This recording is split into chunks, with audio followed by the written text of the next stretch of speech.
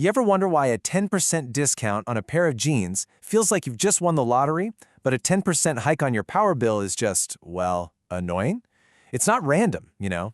There's a secret language behind prices, a hidden code that businesses and even governments use to influence just about everything you do. And today, we're going to crack that code. It's this weird mental game we all play, right? A price drop can feel like a gift, but a price hike can feel like a personal attack. But what if I told you that our reactions are actually super predictable? Yeah, there's a hidden logic behind all our decisions, and we're about to break it down. I mean, think about it like this.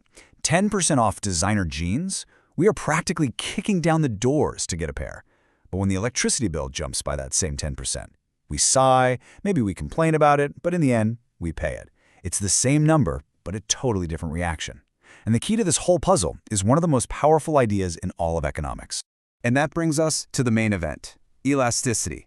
Now don't let the fancy name fool you. At its heart, it's really just a measure of stretchiness. It's the invisible force that determines how much we're willing to bend when a price suddenly changes. Okay, so how do the pros actually measure this stretchiness? Well, they call it elasticity, and it's basically a responsiveness score. It's a number that tells them exactly how much our demand for something is going to snap back or stretch out when the price moves up or down. But let's just ditch the jargon for a second. The best way to think about it is to just picture a rubber band. When the price of something changes, does your demand for it stretch a really long way, or does it barely even budge? That stretch, that's elasticity in a nutshell. And here's where it gets really crucial. Not all products have the same kind of rubber band. Our reaction to a price change isn't just a simple yes or no. It's more like a whole spectrum of sensitivity. And understanding where a product falls on this spectrum, well, that changes absolutely everything. So on one end of the spectrum, you've got what we call inelastic demand. This is your stiff, really stubborn rubber band. You can pull and pull on the price, but our demand for it barely stretches at all. And why is that? Because these are the things we feel like we absolutely have to have. Just look at this list, right? Life-saving medicine, the power that keeps our lights on, the gas we need to get to work. These aren't really choices, are they? Even stuff that's habit-forming, like tobacco, fits in here. Our demand is super rigid or inelastic because we can't, or we feel like we can't, easily go without them. Now, let's go to the complete opposite end of the spectrum. Here you've got your super stretchy rubber bands.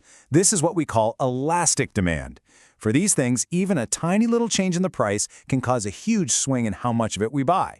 These are our wants, not our needs. Think about all the fun stuff, the luxuries. A flight to Hawaii gets just a little bit cheaper. Suddenly, everyone you know is booking a trip.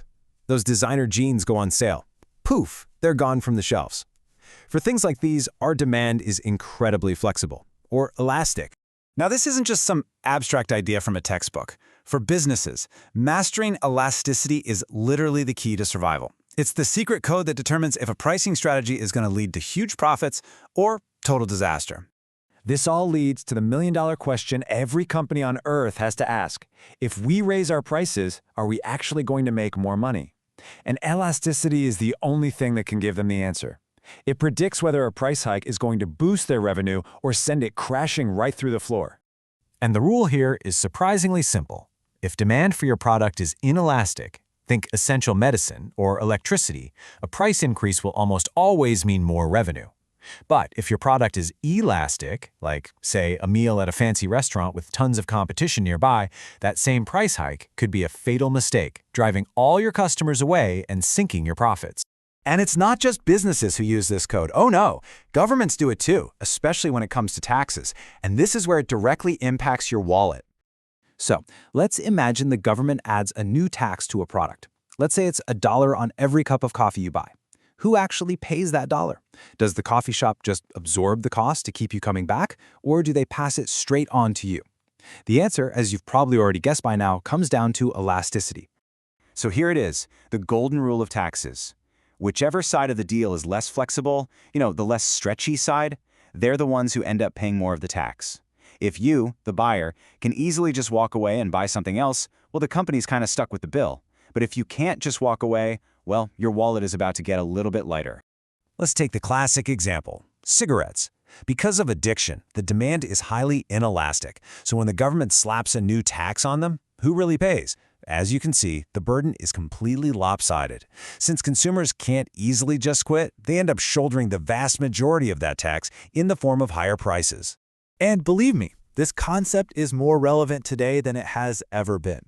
In our digital world, elasticity is shaping everything from the streaming services we're addicted to the apps on our phones.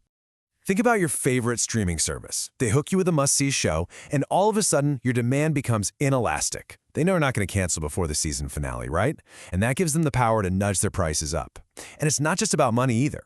Social media companies know that your time and attention are finite, inelastic resources, and they design their entire platforms to capture every single second. So, what's the bottom line here? Elasticity isn't just some dusty old term from an economics class. It is the invisible force that is actively shaping our world. It dictates the price of your coffee, the taxes you pay, and the huge strategic decisions being made in the boardrooms of the most powerful companies on the planet. So now that you have this lens, now that you know the code, I'll leave you with the little challenge. Take a look at your own spending habits. What's one thing you buy where your demand is surprisingly stretchy, or maybe one where it's rock solid? Once you start looking for elasticity, I promise, you'll start seeing the hidden logic of the market absolutely everywhere you go.